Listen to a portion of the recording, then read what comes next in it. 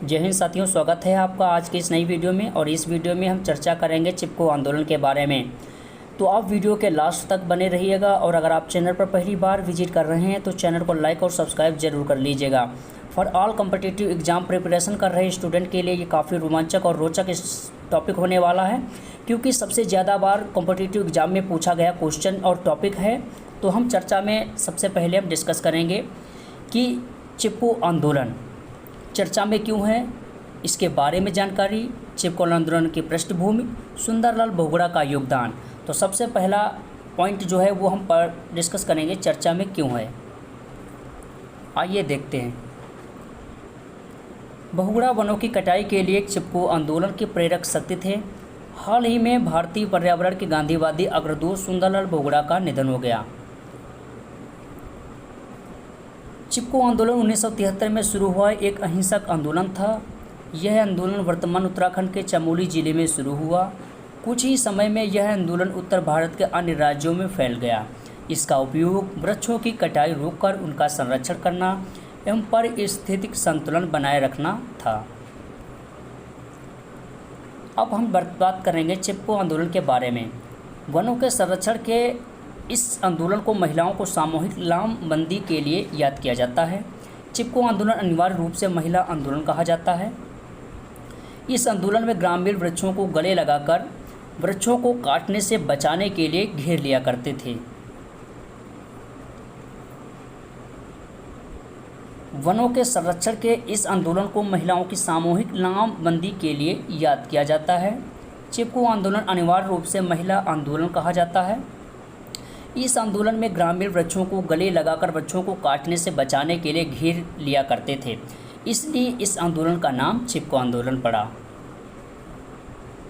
अब हम बात करेंगे चिपको आंदोलन की पृष्ठभूमि के बारे में।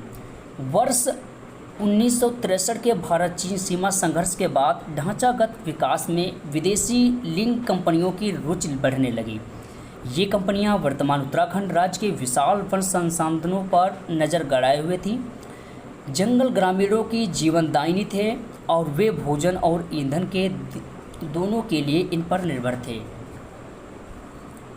अब हम बात करेंगे नेक्स्ट पॉइंट पे।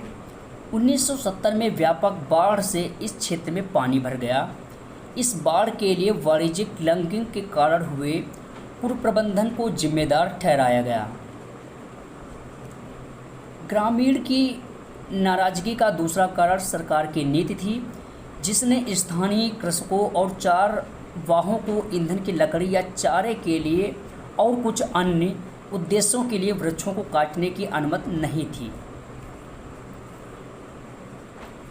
अब हम चर्चा करेंगे चिपको आंदोलन के पृष्ठभूमि। जबकि एक खेल निर्माण कंपनी को पेड़ काटने और उपकरण बनाने के लिए उनका उपयोग करने की अनुमति दी गई। इन्हीं कारणों से लोगों ने चिपको आंदोलन की शुरुआत की। ग्रामीणों ने वृक्षों को काटने से रोकने के लिए उन्हें गले लगा लिया। कई दिनों के आंदोलन के बाद सरकार ने कंपनी का लैंगिंग परमिट रद्द कर दिया। अब हम चर्चा करने वाले हैं सुंदरलाल बहुगुणा का योगदान। फर्स्ट पॉइंट, चिपको आंदोलन को पर्यावरण कार्यकर्ता सुंदरलाल बहुगुणा के नेतृत्व में काफ़ी प्रसिद्धि मिली। बहुगुणा ने अपना जीवन जंगलों और हिमालयी पहाड़ों के विनाश के विरोध में ग्रामीणों को समझाया और शिक्षित करने में बिताया। यह बहुगुणा का ही प्रयास था कि तत्कालीन प्रधानमंत्री इंदिरा गांधी ने पेड़ काटने पर प्रतिबंध लगा दिया। बहुगुणा को पारिस्थितिकी स्थायी अर्थव्यवस्था के नारे के लिए सबको याद किया जाता है। आज का प्रश्न, निम्नलिखित कथनों पर विचार कीजिए। हाल ही में भारत पर्यावरणवाद के गांधीवादी अग्रदूत सुंदरलाल बहुगुणा का निधन हो गया। सेकेंड, चिपको आंदोलन को पर्यावरण कार्यकर्ता सुंदरलाल बहुगुणा के नेतृत्व में काफ़ी प्रसिद्धि मिली। थर्ड, चिपको आंदोलन वर्ष 1990 में शुरू हुआ।